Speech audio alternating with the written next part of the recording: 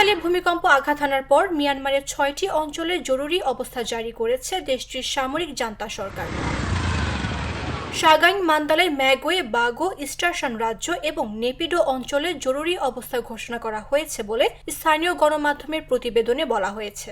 মিয়ানমারের জান্তা সরকারের পক্ষ থেকে দেওয়া এক বিবৃতিতে আরও বলা হয়েছে, কর্মকর্তারা ক্ষয়ক্ষতির তদন্ত করবেন এবং ক্ষতিগ্রস্ত এলাকায় উদ্ধার কাজ সমন্বয় শুরু করবেন। এর আগে শুক্রবার স্থানীয় সময় দুপুর 12টা 20 মিনিটের 7.7 মাত্রার ভূমিকম্প আঘাত হানে মিয়ানমারে।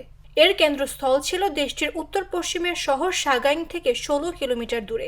এলাকাটি রাজধানী নেপিদো থেকে প্রায় 100 কিলোমিটার উত্তরে। এরপর আরও বেশ কয়েকটি আফটার শক অনুভূত হয় আশপাশের অঞ্চলে।